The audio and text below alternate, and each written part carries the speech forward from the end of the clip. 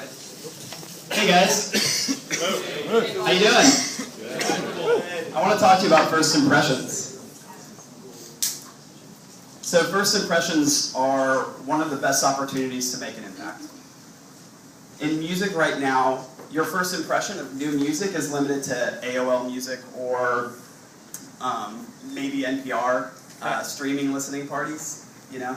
Music's not meant to be experienced that way. I want to connect emotionally with the song, with a new song. I want to connect to it if I really love that artist. That artist should be able to express creatively what that song means. So we're Team Jukebox, and we explored this space and realized that there were a lot of problems. There's a ton of restrictions right now. Sure, I use RDO, you know, but the interaction's limited. There's no one-on-one, there's no interaction with the artist or even just the song itself. The closest thing to that is Turntable, right? But if you look at Turntable, how many people use Turntable? Cool. It's really fun, right? But you're limited to looking at avatars. And if you want to make anything on Turntable, there's actually plugins that you can download. There's, you know, little hacks that make Turntable a better experience. But the second Turntable changes something, that all just kind of fades away. There's really room here for better expression and better music content delivery. So we're going to demo you basically Jukebox.js. What it is it's an open source tool set to be able to build a turntable type experience, a better interactive music experience. Developers should not be spending time building chat functions over and over again, because there are a lot of artists that have varying styles, they have varying expressions of what these songs mean. That's why there's music videos. You know, if you look at Ellie Goulding, she had a song come out called Lights, where it was totally done in WebGL, all in the browser. That was the music video that you interacted with. And it got press, it got attention, it made an impact. It had that good first impression. So we took these tools and we actually made an app of our own, which is also called Jukebox. So we're going to kind of show you how this goes.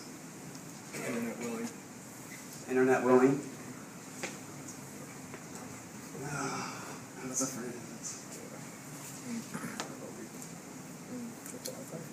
Okay, well, anyway, while this is loading, so what I want to talk about is the developer community, because right now, we've open sourced this, and you're like, oh wait, we're at a startup weekend, like, you should be making money somehow. So, push me, this is why. and then just touch me, till I can get my satisfaction.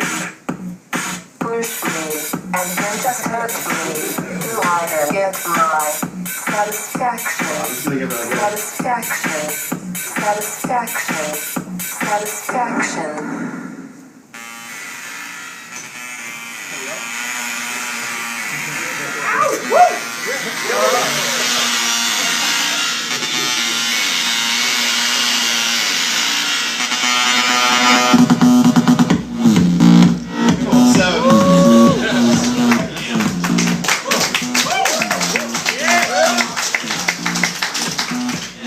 So we made this over a day. Like, imagine what you could do with these tools if you had a week, right?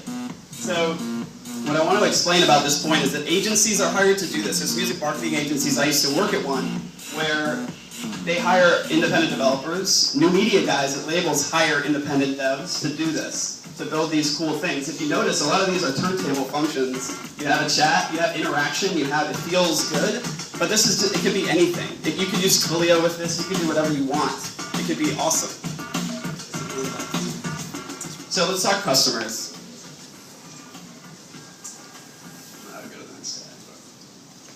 So we've actually already talked to these people. The general manager at Total was in here today.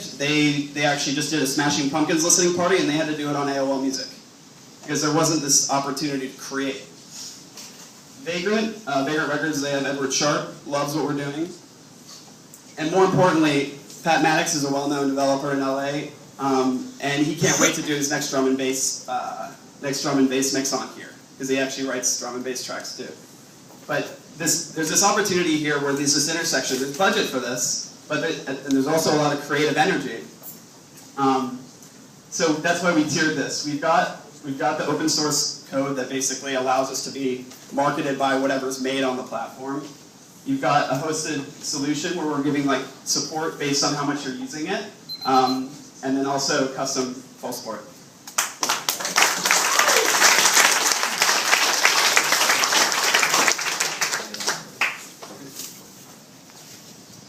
You talked about there being budget for this. So who has that budget and what kind of levels are they spending at for those type of promotions? Okay, so it's tiered based on the artist. There's budgets for promotion and album promotion. They'll range from 30 to 50K depending on the size of the artist. Sometimes, and most of that goes to building apps for these types of experiences. Again, that first impression is what they look for, so they get a lot of press out of it, an ROI. So. Can you guys tell me what are you trying to give to the user? A better experience. I got that bit. Go deeper with that. You want to? Yeah. So our idea is that we hate being trapped in all of these other services where you've got maybe some of your music, their music, you discover a little bit, but then the fun period ends and it gets stale. So the idea for us is to keep you energized with your music collection, discovering new things from your friends and others, while being really thrilled with the multimedia experience. So it's a lot more than just music and audio. It's about the whole multimedia experience and what can be added on top of that. With this weekend we just did a very small thing with the visualization, but your mind could go wild with creativity of you could really do anything you want, and that's where we're seeing things go with music videos online and stuff like that, interactive music. Your allusion to turntables, that I can create an experience for my friends and the public can come experience what I've created and interact with it? Yeah, absolutely.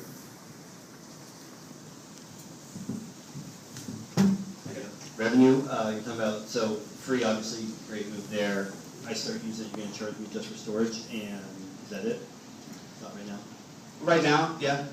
It's usage based, and the reason we didn't want to do a per month thing, the reason for that is that it depends. Like, what if you have an independent developer like Lee Martin? He works at SoundCloud, or used to, he just left, and he does like David Grohl's types stuff, like 182's promotion, and we couldn't, like, that'd be a big cost. It's too much of a lawsuit.